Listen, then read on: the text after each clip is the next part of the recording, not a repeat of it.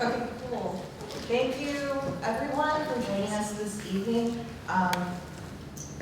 We really are so excited for this evening. Tonight, we'll be sharing about some of the Catholic Church's teaching and history on the saints, as well as the look at the lives of Saints Carlo Curtis, Bernadette, and Pier Giorgio Frassati. And since there's a lot of ground to cover within those topics, I'd like to humbly ask that all questions and comments be reserved for after the presentation this evening. So I am truly excited to get to share about one of the facets of the Catholic faith that I have really come to deeply love and appreciate, and that is the saints. But I didn't always have as great of an appreciation for the saints. And if you're anything like me, and I think especially this is true for many Catholics, we tend to look at the saints as being too perfect and unrelatable. Almost like museum art pieces that we may admire from afar but don't really understand. But the saints also lived very human lives, and many sinned, suffered, and struggled, just as we do on their journey to holiness. And for others, you might think, well, why should we even venerate or honor them? They're just people. And that is true. However, when we look at the lives of the saints, it's clear that they lived truly extraordinary lives that were marked with what can only be explained as supernatural graces.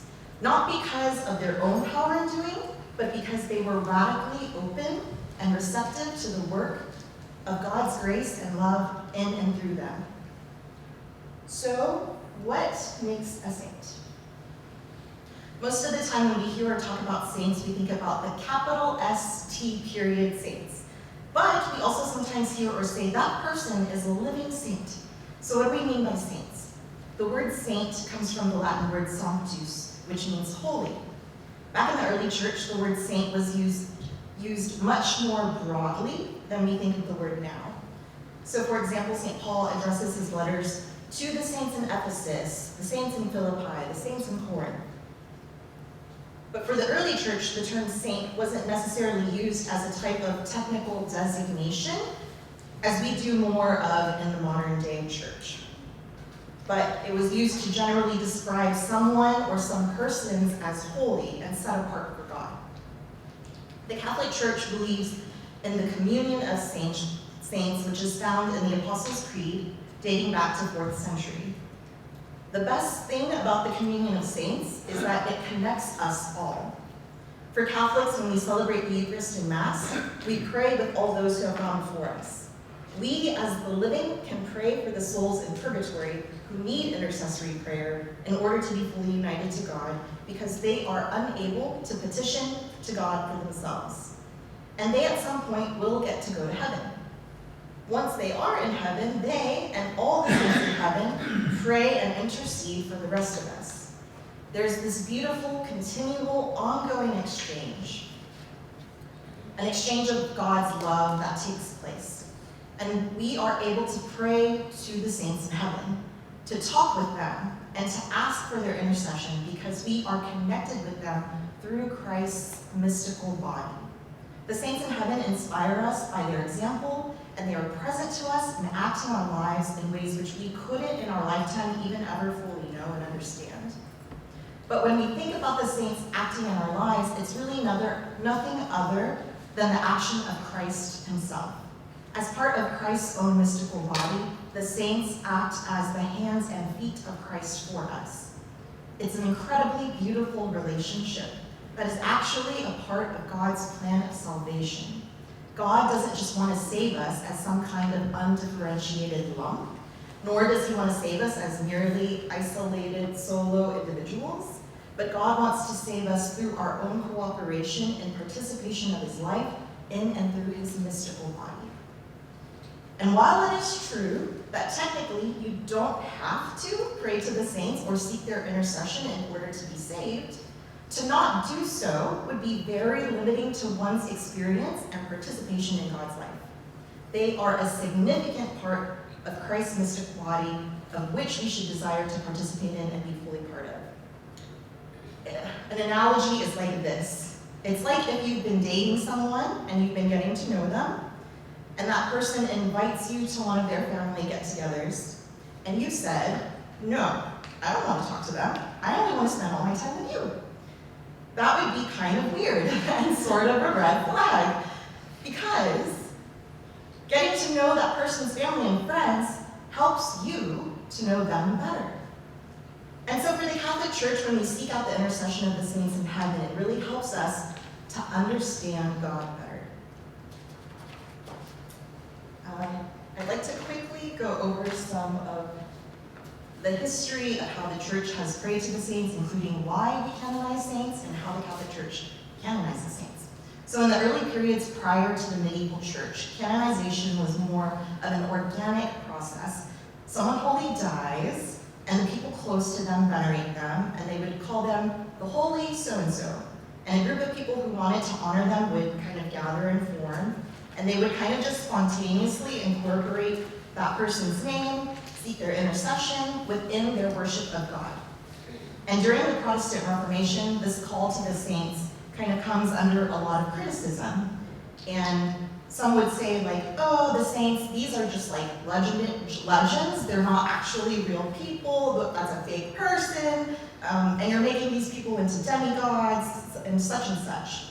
And so the canonization process sort of develops out of this need to examine these holy persons' lives, and so we can illicitly pray to them within our public worship of God. So the canonization process is the official process of the Catholic Church to examine a holy person's life and sort of declare them to be appropriately incorporated into public worship. So a saint is added and canonized like scriptures are, like the canon of scriptures. Like they're authorized, and so we have a canon of saints. Pope Benedict XIV, during the 18th century, created the first formal modern process of canonization, where he wrote a very lengthy, thousands of pages long treatise on how to determine the heroic virtue of saints. And this kind of helped to identify, like, oh, this person's holy because they have all these certain specific qualities. But the process was obviously very long because it's a very, very long, wordy treatise. So eventually, over time, it becomes revised and shortened and simplified. But the most recent revision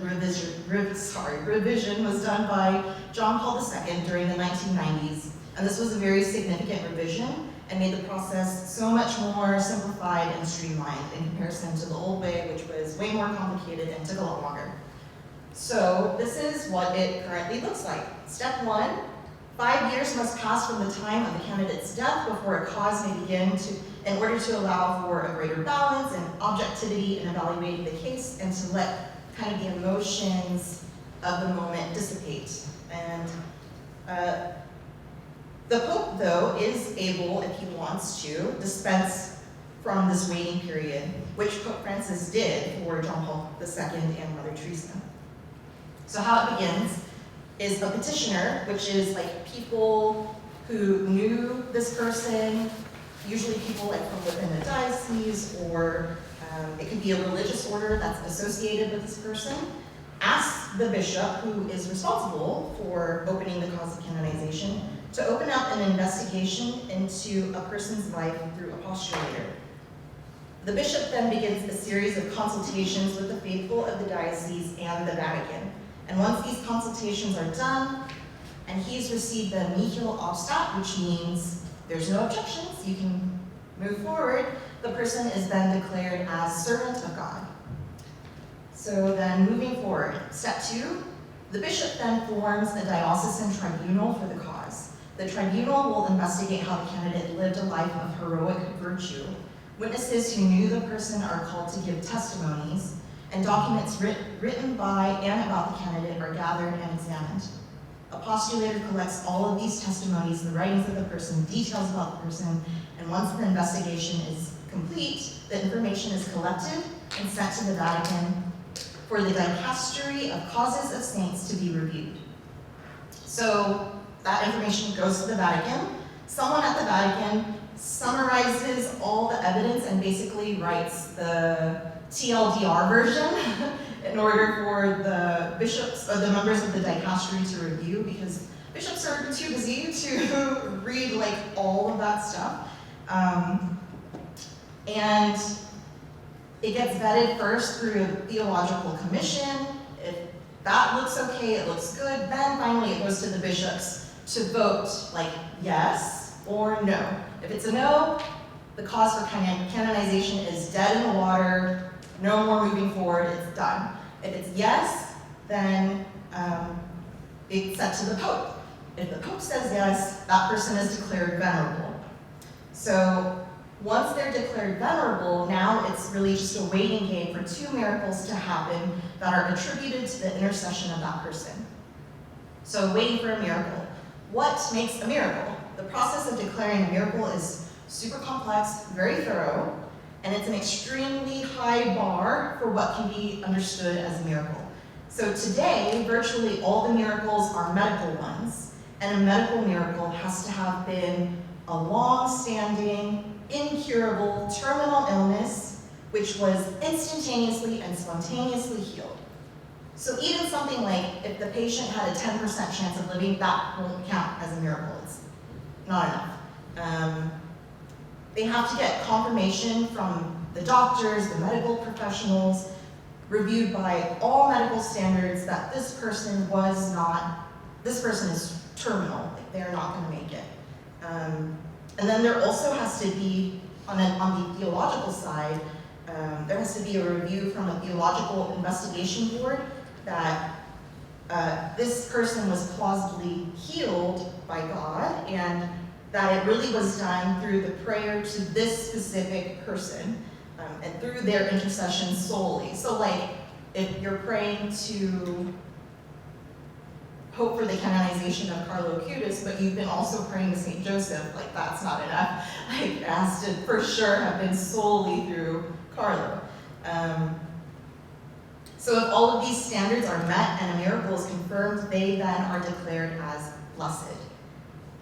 And then, once another miracle, same standards, are confirmed, they will become fully canonized and declared as a saint with a capital S.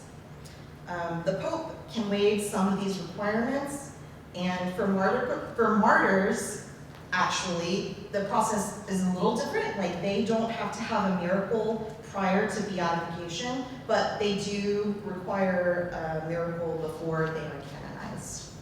So how many canonized saints are there? There's about 1,600 that have been canonized through the modern process. And in total, the Catholic Church estimates that we may have somewhere around at least 11,000. But the problem is we can't really know for sure, because for a long time the Church didn't have a formal way of keeping track of all the people that had been canonized. But considering the amount of canonized saints that the Church has, you are bound to encounter a saint that you can connect to in some way. For so long, despite being cradled Catholic, I didn't really connect with the saints. And it wasn't until I became a mother and I finally started to really deeply pray to Mother Mary and realized that I felt that she was really hearing me and walking with me in my motherhood journey. And more recently, and super unexpectedly, I've really grown in relationship with our newly canonized St. Carlo.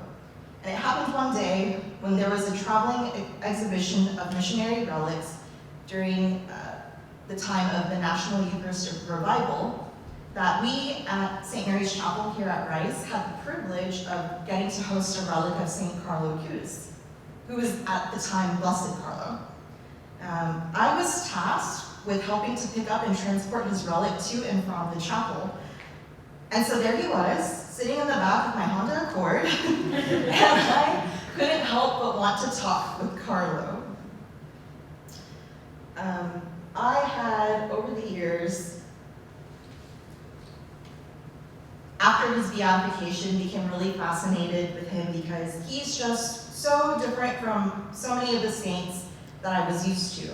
He's a millennial like me, and in fact, he was in school, like high school, around the same time that I was, And he had been laid in his tomb wearing jeans and Nikes, and a tracksuit top. And it made me think, like, who is this guy?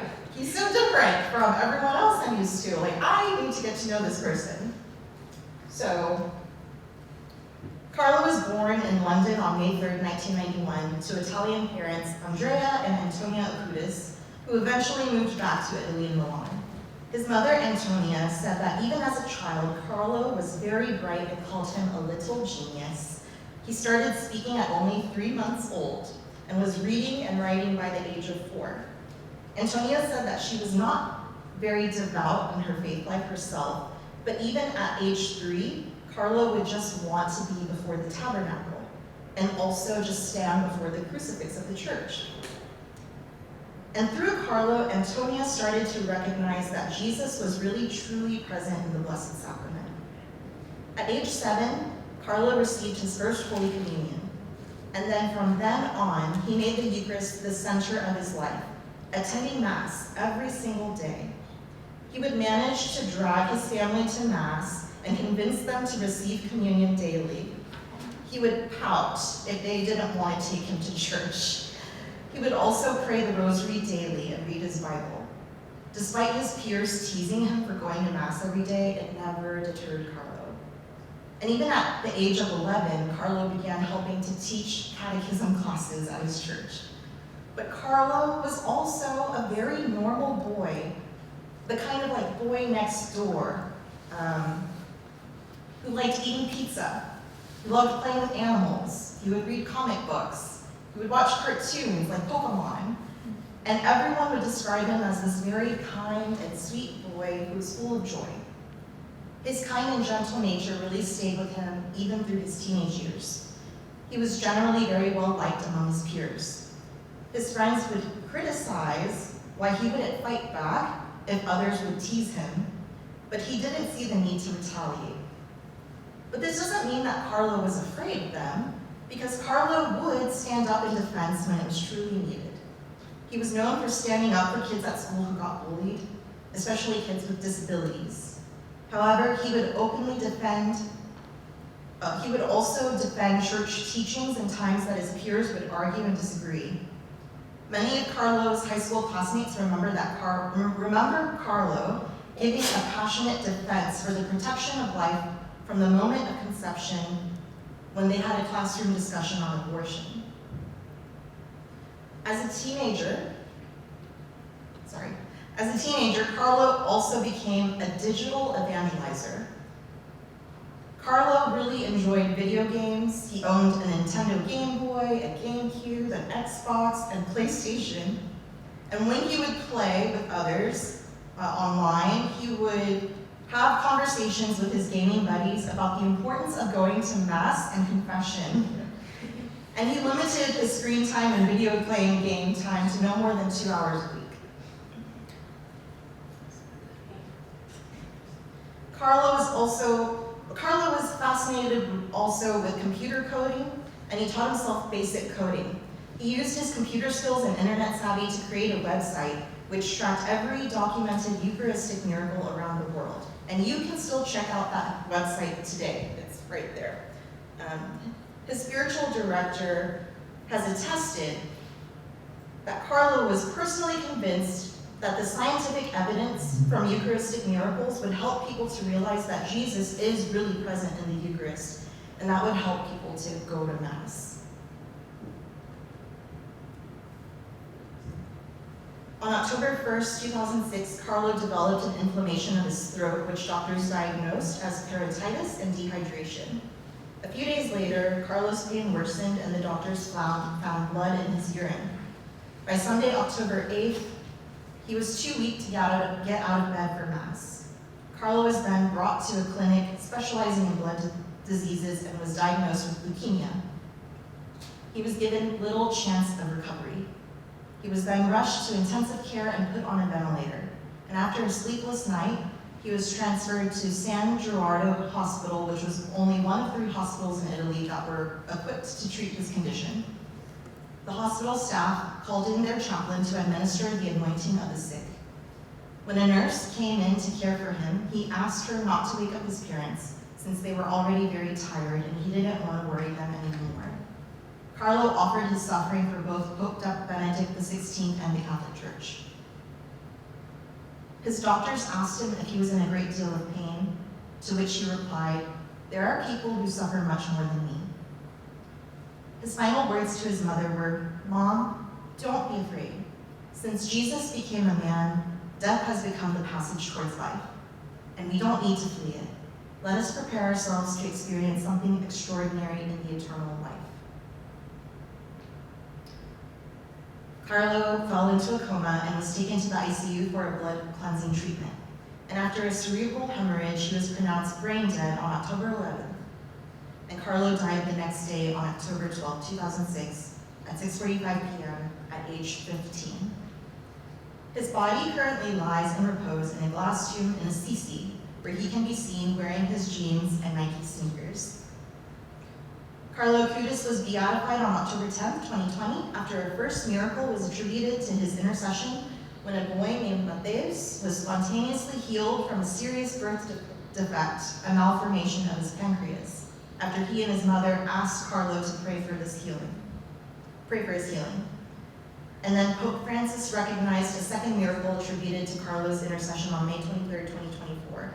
The miracle involved the healing of a 21-year-old girl from Costa Rica named Valeria, who was near death after seriously injuring her head in a bicycle accident. And so finally, and very recently, on September 7th, which 2025, which was really not long ago at all, Pope Leo the 14th finally canonized officially Saint Carlo Acutis. So let's go back to that time where I was sitting in my Honda Accord with Carlo. I was praying and talking to Carlo out loud, and I shared with him about my life, and I truly felt like I was talking to my own brother. I told him my worries and my struggles at the time, and I felt that he was listening and interceding for me, and those prayers brought me tremendous consolation. I felt many of my anxieties at the time lifting, and I continued to pray to him and talk with him. I tend to think about him when I play video games, and when I buy my son a pack of Pokemon cards. Carlo taught me and teaches all of us that the extraordinary lives of the saints really can be lived within the ordinary circumstances of life. That we can be saints within the culture of our time. And that gives me so much inspiration and hope.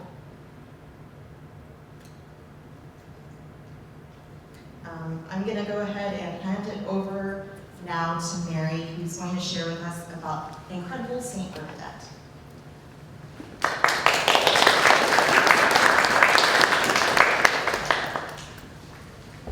Hi, for those of you who don't know me, I'm Mary, and I'm one of the campus ministers. And so today I'm going to talk about Saint Bernadette. So often when we think of a saint, we wonder, what did he or she do? Like, did they start a new religious order? Did they write some major theological work? Did they do something big or significant for God? But it's more important to recognize that a person becomes a saint because of who they are and not just what they did. How did they live a life without compromise for God? How have they given witness to those who came after them? I had the opportunity to take a graduate course on Saint Bernadette, which culminated this summer in a pilgrimage to Lourdes, France. And before I started this academic journey and resulting trip with my classmates, I knew absolutely nothing about Saint Bernadette. So all the pictures on the following slides are actually pictures that I took on my pilgrimage. Through this journey, I learned that she was a very poor French girl who lived in the small town of Lourdes in the Pyrenees Mountains. Her family were faithful Catholics, and she often prayed the rosary. Although she was already 14 years old, she had yet to make her first Holy Communion because she was a really slow learner. And her family struggled daily to have enough to eat, and she was often sick due to her asthma.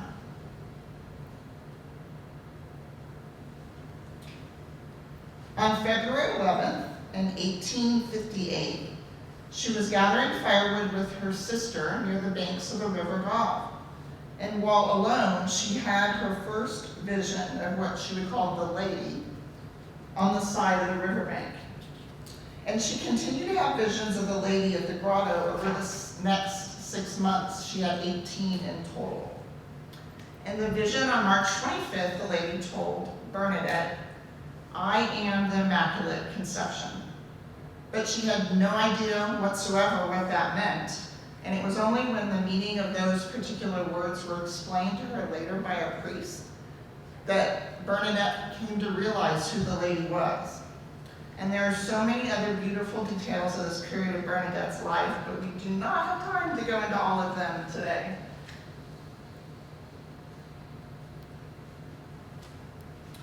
During her 13th vision, the lady asked Bernadette, "Go and tell the priest to build a chapel here and that people should come here in procession." So Bernadette faithfully followed the lady's request, but it was not well received by the church. In fact, for many years, Bernadette and her family experienced scorn, persecution, and discrimination from both the church and political and civil authorities about the authenticity of Bernadette's visions. Few visions have ever undergone the scrutiny that these appearances of the Blessed Mother were subjected to. After a thorough investigation that lasted many years, church authorities confirmed the authenticity of the apparitions in 1862. Over the centuries, not only was a chapel built on the site, but there are now several basilicas built upon the rock of the grotto where the Blessed Mother appeared to Saint Bernadette.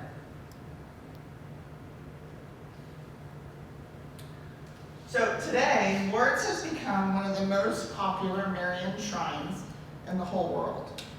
More than 3 million pilgrims visit Lourdes annually.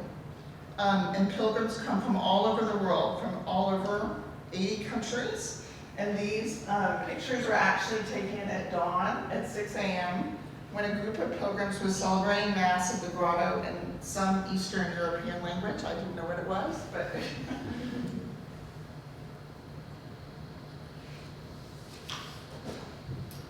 So on February 25th, 1858, during the ninth apparition, Bernadette heard the lady say, "Go and drink at the spring and wash yourself there." Bernadette was really confused because at first she thought the Blessed Mother meant the river directly behind her, but the lady indicated a spot in the ground where there was no water flowing. So always obedient, Bernadette attempted to do so, although there was just mud at that spot and she actually vomited. However, within days, a trickle of water appeared at the site and turned into a flowing spring. And since that day, millions of pilgrims have come to Lourdes to drink and wash in this spring water. And then the water has been scientifically tested and has been found to have no specific therapeutic properties. But Lourdes has become renowned for the number of physical and spiritual healings that take place there every year, mostly specifically related to the water. So many years later, Bernadette herself would say, "We take the water like medicine. We must have faith. We must pray. This water will have no virtue without faith." So the popularity of Lourdes water is born of miracles. The water is free for all and can be taken from faucets at the base of the rock below the church. You can see I'm doing that there. So this is some of the water. Also on this slide is a picture of my husband and I with Antonia Rocco. So one of the most amazing things that happened to me when I was at Lourdes was the incredible opportunity to meet her and to hear her testimony. She was at Lourdes that week because she comes every year to help sick pilgrims bathe in the water of Lourdes. So this year was particularly special because the medical doctor who runs the Office of Medical Observations of the Sanctuary of Lourdes was holding a press conference to announce the cure of Antonio Rocco. So she was actually one of those sick pilgrims, and her healing was being declared that week the 72nd official miracle of Lourdes. Mimi's going to pass out a handout that they actually handed out to us when we met her. I'm sorry, the copy is so bad, but the paper that I copied was well traveled. So she is an average working class Italian woman, and she began to experience symptoms in her 40s that were eventually diagnosed as primary lateral sclerosis. So this is like, it's not the exact same thing, but it's like Lou Gehrig's disease, it's like ALS. So in 2009, she was brought by an Italian pilgrimage organization to Lourdes. And at that time, she was no longer able to walk, and she was just in a wheelchair. And she was also beginning to have difficulty swallowing. So after bathing in the water at Lourdes, where she was helped by some of the people that come to Lourdes, volunteers, she actually experienced incredible pain in her legs. And she previously had no feeling left in her legs. And she heard a voice telling her, "Don't be afraid." So she had made this over 20-hour train journey to Lourdes without any of her family, just with the people that have volunteered with this pilgrimage organization. So when Antonio returned to her apartment in southern Italy and greeted her husband, she then got out of the wheelchair and walked, and her husband fainted. So she actually told us this story in Italian. She doesn't speak English, but there are multiple people in that room that translated. And you could just like, even though we couldn't understand Italian, you could just like imagine the scene. So again, there are so many beautiful details of her story that I don't have time to go into today. But after many years, actually years and years of medical investigation, it was determined by the doctors at the Office of Medical Observations at Lourdes that her cure was unexpected, complete, lasting, and medically unexplained according to current medical knowledge. So it was really an absolute joy to meet her at Lourdes and to hear the testimony of a living miracle. So after experiencing her visions, Saint Bernadette eventually became a nun and entered a convent in Nevers, France. And she continued to have chronic health problems, and she died there on April 16, 1879, at the age of 35 of tuberculosis.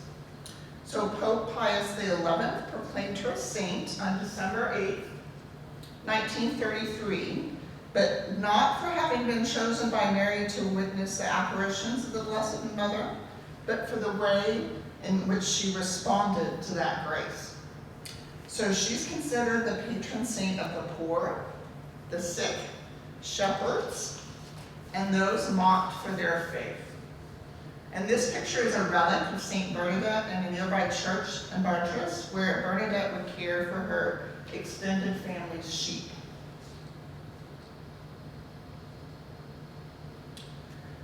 Saints can teach us how to grow in our faith and help us to live our own life boldly. So what have I learned from going to Lourdes and diving deep into the life of Saint Bernadette? First lesson, how you make the sign of the cross matters. Mary taught Bernadette this during her visions. Afterwards, Saint Bernadette always made the sign of the cross slowly, reverently, and boldly. Second lesson for me was something that happened in Lourdes. As it says on the website for the Sanctuary of Lourdes, Lourdes is the world the right way round, with sick and disabled at the forefront of society, as they should be. Whether the daytime Eucharistic procession or the evening torchlight Marian procession, the sick, the disabled, and the elderly go first in line. They're not pushed to the margins as they usually are in our society, but they're given places of honor at Lourdes. Watching this as a healthy pilgrim, I can almost imagine and hear Jesus applauding in heaven. And so then the third lesson that I learned from Saint Bernadette was, at times God can ask us to do things that might seem crazy to other people. Saint Bernadette was asked by the lady to dig in the mud and wash and drink from the spring water when no spring existed there at that time. The several hundreds of people who were watching her at the time thought she had gone crazy. For us, here and now, God can sometimes ask us to do things that might not seem to make sense at first. But with much prayer and proper discernment, God can give us the confidence to boldly live out our faith in whatever ways He's asking us. So if you want to learn more about Saint Bernadette, I'd suggest this book. We read it for class. It's a historical fiction account of her life. It's called Song of Bernadette. It's a really good novel. And it's, follows the story really closely of what happened to Saint Bernadette. And then if you want to learn more about Lourdes, I really suggest there's a website done by the Sanctuary at Lourdes, and it's www.lourdes-france.com. So, thank you.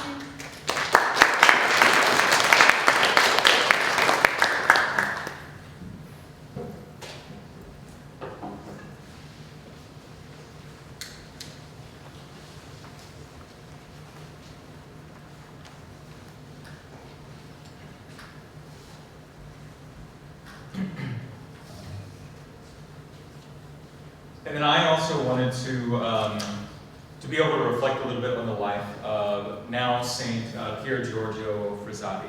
And I have to admit, I actually didn't know anything about him. But that's a little bit of my journey with him, honestly, and I think it's a really beautiful thing, is there might be some saints that naturally call our attention, but there might be some that we learn about over time, and through that process of learning about them, we kind of get to know them and get a chance to really discover who they are and a little bit about us. And I think for me, Pier Giorgio is now, I think, very much a favorite of mine. And before I forget too, okay, there are different ways we can recognize the saints, and one of them is the socks. And these are my Pier Giorgio Frassati socks, which is that exact photo in sock form. Anyway, sorry, I do love stuff like that though, because we can have fun with it as well. But there are great ways in which we can recognize and also learn more about the saints. That was the first thing I saw. It's like, oh, who's this saint who's on a mountaintop? And with a pipe. Okay, so there's all sorts of that. It's just cool. So much about his life is very cool.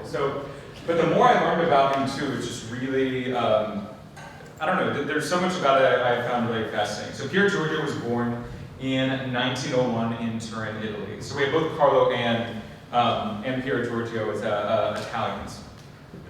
Now, he was born into the very well-known Frassati family. His father, Alfredo, was the founder of a newspaper, La Stampa. And he was also briefly Italy's ambassador to Germany until the rise of Mussolini. His mother, Adelaide, was a painter. And he also had a sister that were very close, Luciana. And a very beautiful fact as well, Luciana actually wrote a few books about him later on, a few that I've already put into my Amazon order, so I'm hoping to read them very soon. But she became a huge advocate for his canonization. And at one point too, when there were stories and people were questioning a little bit about his integrity, some stories came out that maybe he wasn't who people thought he was. She was actually his biggest advocate at that point in time and sort of set the record straight about who he really was. So they were always very, very close. Now, he and his father did not see eye to eye. See, even right there. So that's a little joke. But they did not really see eye to eye, especially in regard to how Pier Giorgio wanted to live his life. His father was a cradle Catholic, but at the same time, he was considered mostly to be agnostic. And so they didn't really see each other in terms of how Pier Giorgio wanted to spend his time, live his life, what he wanted to study. And so, in some ways, maybe some of us could relate to that a little bit. Not always seeing eye to eye with our parents, not always having the same mindset. And maybe in some cases, his own father really wanted him to follow in his own footsteps. So already there might be a few things that some of us can relate to in his journey. When it came to his education, he wasn't exactly a great student. Now, he took his studies very seriously, but at the same time, he did not always do very well in his studies. He struggled. And he failed some of his courses and had to repeat some. I say that is not something necessarily to aspire to, but the idea as well that while he was great at many things, there were also areas in which he struggled. So to know as well that when any of us are not doing great in our studies, once again, we're not always in such bad company. But he did try very hard. At one point, too, he wanted to become a mining engineer, once again to the chagrin of his own father. But this was actually a very beautiful thing. He wanted to become a mining engineer because he wanted to serve Christ better among the miners. He recognized how difficult their work and their life was, and he wanted to try to make it better. He wanted to try to improve their conditions, improve as much as he could, but he also just wanted to be among them and thought that would be a great chance of being able to just witness to Christ among them as well. Now, when it came to him struggling in his studies a little bit, and I'll get to this in a moment, he definitely has a connection, and a very strong connection to the Dominicans. But part of his education has a connection to the Jesuits as well. When he was struggling a little bit in some of his studies, and actually I think had to take remedial Latin because he just couldn't learn it, he was actually sent to a Jesuit school to be able to teach him a little bit more. And as much as that education had helped him, there were a few ways in which he was challenged in this time that helped him to grow more spiritually. There was a Jesuit rector, the person who was in charge of the students and especially in charge of their education and their spiritual care, who had invited Pier Giorgio at the age of 12 to start receiving communion daily. At this point in time, that was actually very rare. This was a point where this was actually just starting to turn, where people were being encouraged to receive Eucharist more frequently and even daily. His mother actually opposed this very much, and part of her reasoning was that if he takes the Eucharist on a daily basis, it'll become just mere habit and routine. He might just go through the motions and not actually mean it. He actually pleaded with his mother, and I think after about 4 or 5 days, he won. She allowed him to begin to start receiving the Eucharist on a daily basis. And again, this was already at the age of 12. And this really, I think, leads into a major part of his life, which is a huge part of his faith, as we also notice in the life of Carlo Acutis, is a beautiful connection to the Eucharist. This became such a huge part of his life and of his faith.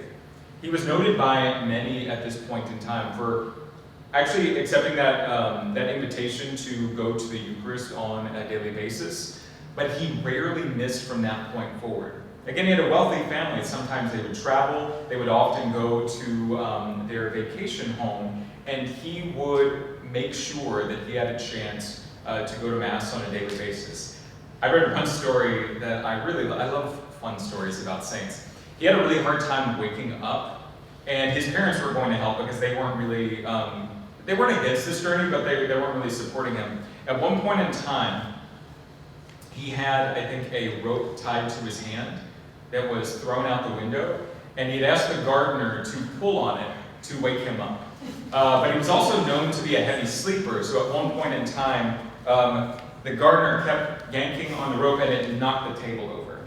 So they had to come up with a new method of waking him up after that. But anyway, he would find different ways of trying to get there on a regular basis, and he's noted by many people at Mass, the priests themselves, of just how reverent that he looked.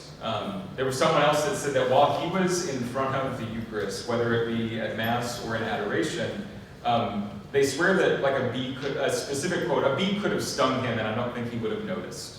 That he was just that focused and that reverent when it came to the Eucharist. And this was a quote that he actually said in front of a group of youth in Turin.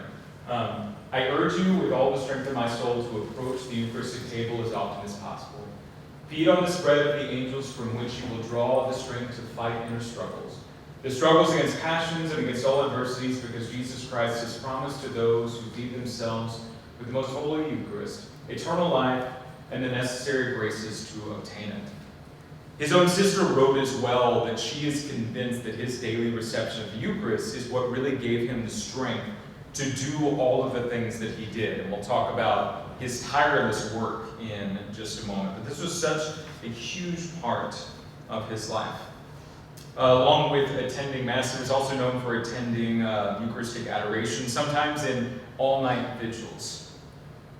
And to get to the Dominicans as well. And you can ask Father R.B. a little more about this. But he very much had a strong connection and a strong impact from the Dominicans in his life. And a big part of this is the love of the preaching, of really going out and expressing the faith, defending the faith.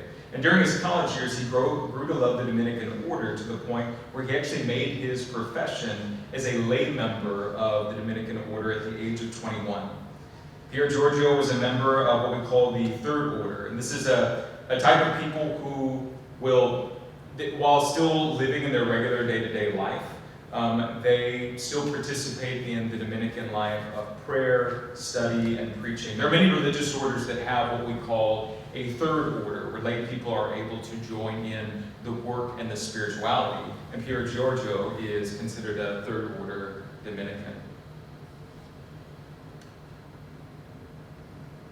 Along with this life, and so far we hear a lot about his piety, attending the Eucharist on a daily basis. At the same time, too, he had a very big, active social life. He was considered extremely popular, very well liked. He had a large group of friends that he would love to bring together. And he was also known as a major outdoorsman. He was involved in so many sports and activities, but one of his favorite was mountain climbing and hiking. He was even noted as having a note on his bedroom door declaring, "Mountains, mountains, mountains, I love you." And he talked a lot about how much he loved living so close to the mountains, that he considered that one of the biggest blessings of his life, that he had access so often to go. Now, he had fun with his friends, he drank, he smoked, we saw him with his pipe, we see him hanging out with his friends right there. There's all the bottles and everything as well. And that's not to talk about extremes. He did not engage in extremes, but he loved life. He loved his friends. He loved being able to spend time with people. And he even created among his friends sort of this order, or this social group that they called the Tipi Loci, which I think could be translated to something like the shady characters or the sinister ones. So they created this group of friends. A lot of them would go hiking together. They would do all this stuff. But they made this official order. I think they even had as a joke, they had a patron saint, which is not a real person. I think Saint Pichi of the Fools as their patron. And so he also loved sharing his faith with his friends. A big part of going mountain climbing might mean beginning with going to Mass or ending with going to adoration. And as they would go up, they would share, they would sing. Apparently his friend said badly, but he loved music, he loved hymns, but he was not particularly gifted musically as much as he loved it. But they would sing and they would pray as they reached the mountaintop. And he found it to be a beautiful thing because from the mountaintop, he could see God's creation and felt physically close to heaven itself. And so he even used that as an evangelical tool with his friends to become closer to God. Because in many ways they felt like they were physically close to God at that point in time. And so this is actually a photo that somebody had taken of him climbing. And he himself wrote on the picture, verso I never say it right, verso all'alto, which can mean to the top or to the heights. And even though it wasn't necessarily his personal motto, it wasn't always attributed to him, it's become kind of a major motto of his life, always looking upward. And we can mean that in the sense of when you're climbing, when you're looking forward to the top, but also just always having God in mind, always looking forward, always looking to Him. He actually wrote that on a photo of a hike, and it ended up being his last hike, where he wrote that on the back of the photo. Like I said, there are many dimensions of his life, and so I was trying to put this a little bit thematically, but he also had, like his father, this was maybe one area where they did see somewhat eye to eye. he was very strongly anti-fascist. And keep in mind, this is during the rise of Mussolini. And he did not hide his political views. He actually physically defended his faith at times. And while he was not a violent person, wasn't trying to look for fights, at some points when he was out at different protests or demonstrations, he sometimes got involved in fights. He was arrested multiple times. Sometimes he was defending his own friends. At another point in time, he was defending the faith. And at one point when he was participating in a demonstration, he actually took up against police violence and rallied with other young people, grabbing a banner that had been thrown on the ground by one of the Royal Guards, and he picked it up himself to bring it back again. In 1919, he actually joined the Catholic Student Foundation and the organization known as Catholic Action. He became very active in the People's Party, which promoted the Catholic Church's social teaching based on the principles of Pope Leo XIII's encyclical letter, Rerum Novarum. So a big part of his political action was also still very much faith-based, looking at ways in which we can transform the culture around us to build a more just and more loving society. Now, one of the biggest things about his life, but it was actually very unknown while he was alive, was his dedication to the poor. This was something he did not broadcast, but this was very much born out of his spirituality and his love for others and charitable work. He had a profound spiritual life, and through that, a love for the poor and the needy.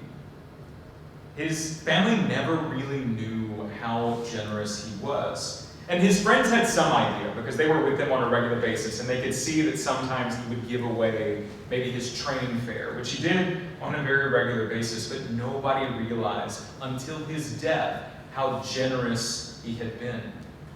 He actually had this little notebook which was filled with appointments that he would make with people, things that he would owe people, money that he would give away, people who needed medicine and shoes and groceries. He noted everything, the needs of everyone around him, and anything that he needed to acquire for other people. He was often late for meals because he would give away his train money on a fairly regular basis, which would mean that usually he would be seen running home, and he would arrive home completely disheveled, completely sweating, and his family actually thought that he was just very absent-minded. He never had his money, he was always just sweating, and he could never show up to meals on time. They thought he was absent-minded and had no idea really what he was doing with his money. Sometimes his friends joked with him because he would normally travel third class, despite the fact that his family could easily afford a first class. When somebody asked why he did that, he said, "Why do you travel third class?" And he said, "Because there's not a fourth." That was his retort to that all the time. And he was known to be like a jokester and a prankster. So something that I love about him is he's obviously very pious, very spiritual, very religious. He's also known as like a jokester and a prankster and the life of the party. And he's known as this very generous person. And then in this one, sometimes it's like 3 different people. But in Pier Giorgio, it is one person holding all of these things together in great unity and harmony. Something that really stood out to me is that he did not give out of his excess. He gave from what he had. So whether it be like the train fare or just whatever he had on him. Sometimes he would give what he had on him, but said, "Meet me here tomorrow and I'll have more." He did not simply, give little bits. He would find out what people truly needed. What do you need? What are you looking for? I need money to be able, I need food for my kids. I need to be able to feed my kids. Meet me here tomorrow. And he would have a week's worth of groceries waiting for them. I need medicine. What do you need? And he would use his connections and his money to be able to get the medicine that people needed. He also got to know the people that he was helping on a regular basis. Rather than just giving money, he would learn their names, learn about their families, learn what they needed. And that's another piece, the human dignity of really getting to know people and meeting them. Now, he was a very athletic person. And so it came as a surprise when all of a sudden this person who was like the model of health and athleticism suddenly found it very painful to move. And he quickly became paralyzed and was bedridden. A doctor came in and diagnosed him with polio. And it has been long believed that he actually contracted the disease from the time that he spent around the poor and his frequent visits to the poor in the city. Within 1 week of those initial pains, paralysis set in to his muscles and his respiratory system. And even on his deathbed, he did not forget his obligations. The person that his parents thought was absent-minded had a long list of people who were dependent on him. So while on his deathbed, with a semi-paralyzed hand, he wrote out a note to his closest friend, detailing all of his appointments for the next day. You need to meet this person and give them this much money. This person needs medicine, it's in my coat. This person, there is a ticket in my jacket for new shoes for them. And he's detailing all of this. And his friend is saying something like, is this what you do on a daily basis? This is the revelation of who he truly was coming out already on his deathbed, but it still wasn't fully realized. He died the next day, July 4th, 1925. His family organized what was meant to be a small funeral with a few local dignitaries. The family was surprised when hundreds of people lined the streets of the city. When they were wondering who all of these people were, and his dad in particular, why are all of these poor people here? Why are they visiting?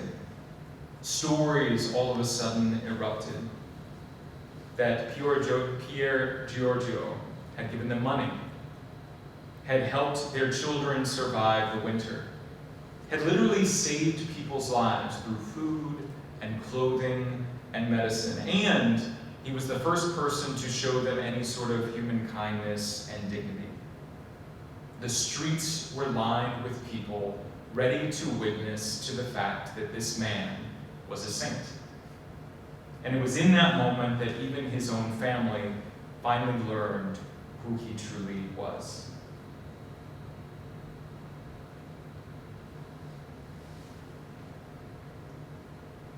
Pier Giorgio died at the age of 24. And we kind of see in the midst of these different saints how long it might take. For Carlo, it was a matter of about 20 years. For Pier Giorgio, it was about 100. But there's still a great deal of beauty. Each of these saints, 15, 24, 35, or at least those were their ages when they died. These people became saints in what we would consider maybe a very early age, which I think is a beautiful reminder that we don't have to be waiting for anything. A big part of becoming a saint is being really comfortable in who we are, living that out, and living that out with the love of God and of neighbor.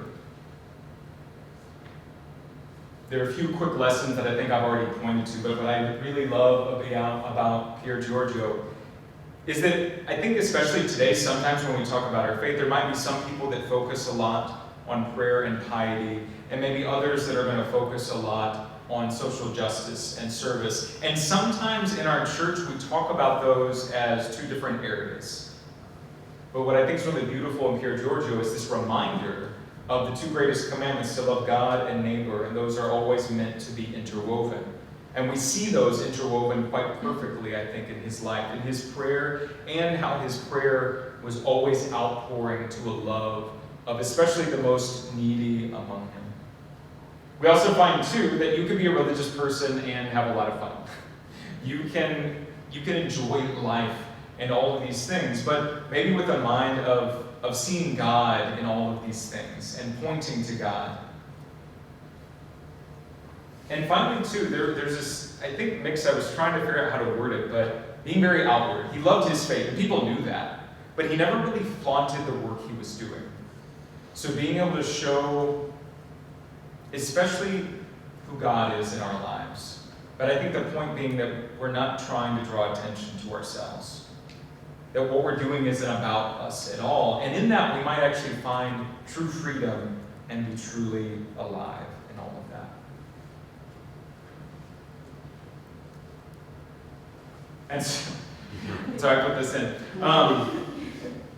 So one of the things that we wanted to do tonight, and we'll have a few minutes in a second just to have some conversations as well if you have any more time, but we've actually prepared a couple of different things. So similar to, I guess I like saint knickknacks apparently, so we don't have socks for everyone, but I do encourage you. They're from Sock Religious. Fun name. But we have these little tiny saints, and we also have saint cards of Pier Giorgio and Carlo Acutis and Saint Bernadette. And Mary, do you want to explain the giveaway for the tiny saints? Yes.